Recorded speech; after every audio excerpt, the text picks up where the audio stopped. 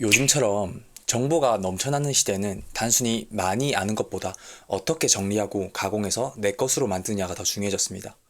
결국 핵심은 내가 얼마나 효율적으로 정보를 흡수하냐는 거죠. 그 중에서도 가장 효과적인 방법 중 하나는 오디오북이나 라디오처럼 몰입하기 쉬운 형식으로 정보를 받아들이는 것입니다. 책이나 영상은 오직 그거에만 집중을 해야 되기 때문에 시간이 여의치 않을 때는 부담스럽지만 라디오 같은 경우는 다릅니다. 운전 중이든 집안일을 하든 다른 행동과 병행하면서도 정보를 받아들일 수가 있죠. 오늘은 이런 듣는 정보 습득의 장점을 적극적으로 활용한 노트북 LM에 대해서 함께 알아보겠습니다. 이전에 한번 노트북 LM에 대해서 사용을 한 적이 있는데요. 이번에는 업데이트가 되면서 이 팟캐스트라는 기능이 한국어로 지원을 하기 시작했습니다. 아마 들어보시면 아시겠지만 그 음성 기능이 제가 듣기엔 다른 어떠한 서비스보다 한국어를 가장 잘 이해하고 있지 않나라는 생각이 듭니다. 기본적으로 한번 간단하게 설명을 드리자면 노트북 LM 같은 경우에는 내가 원하는 정보만 소스나 파일을 넣어서 일부러 제한적인 그런 환경을 구축해서 작업을 도와주는 서비스입니다. 너무 많은 정보가 있으면 AI도 정말 다양한 자료를 가져와서 실질적으로 제가 필요한 부분을 사용하지 못하는 경우가 있는데요. 노트북 LM 같은 경우에는 내가 필요한 정보만 사용이 돼서 가공되는 식으로 정보를 전달합니다. 그래서 소스 같은 경우에도 웹사이트 링크, 유튜브 링크, 직접 테스트를 넣어도 되고 음성이나 PDF 같은 파일을 넣어도 무방합니다. 사용하기를 누르면 바로 새로 만들기 버튼을 눌러서 진행을 할 수 있는데요. 이 버튼을 누르면 이렇게 소스를 업로드를 해야 합니다. 소스가 제대로 아무것도 들어가 있지 않으면 우리가 알던 LLM 모델이 아니라서 제가 원하는 답변을 결코 얻을 수가 없습니다. 소스를 실제로 업로드 하던가 유튜브 링크, 웹사이트 링크, 이렇게 텍스트를 붙여넣기 식으로 해서 소스를 직접적으로 추가를 하는 방식을 거쳐야 됩니다. 이거 같은 경우에는 SKT 통신 분노에 대한 기사를 만들어서 한번 넣어봤는데요. 이 소스를 통해서 제가 이제 입력을 질문을 하면 그거에 대한 거를 답변해주는 식입니다. 이런 식으로 잘못한 점을 물어보면 기존에 들어가 있던 소스를 바탕으로 답변을 해줍니다. 이게 다 기존 소스에 들어가 있던 내용이고요. AI가 서술을 하는 방식으로 되어 있습니다. 이번에 업데이트된 정보는 이렇게 심층 정보 대화라고 해서 두 명의 호스트가 팟캐스트처럼 이 내용을 가지고 서로가 대화를 한다는 건데요. 이 같은 경우에는 트럼프 관세에 대한 웹페이지 3개를 넣어봤습니다. 이 음성 개요를 한번 재생을 하면 안녕하세요. 오늘 저희와 함께 깊이 파고들 자료들에 오신 것을 환영합니다. 오늘은 트럼프 행정이에요. 네, 안녕하세요. 이 정책, 표면적으로는 미국의 무역 적자를 줄이고 제조업을 다시 살리겠다.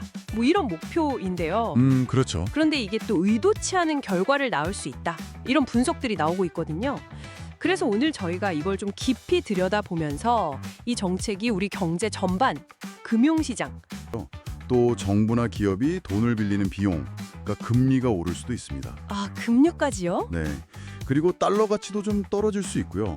여기에 더해서 관세 때문에 한국으로 완벽하게 패치된 두 명의 호스트가 기존에 있는 소스에 대해서 설명을 하고 서로 가서 질의응답까지 하는 모습을 볼 수가 있습니다.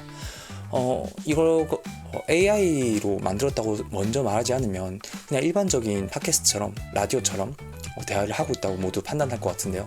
저도 이거를 한국어로 된 거를 몇 번 확인하면서 정말 이제는 대화를 분간하기 어려울 정도로 학습이 많이 됐구나 라는 걸 느꼈습니다. 이런 식으로 제가 원하는 기사라든지 원하는 정보에 대해서 가공을 해서 그 소스에 대한 부분을 이렇게 팟캐스트로 만들 수가 있고요. 저는 조금 재미난 부분을 하나를 추가를 해봤는데요.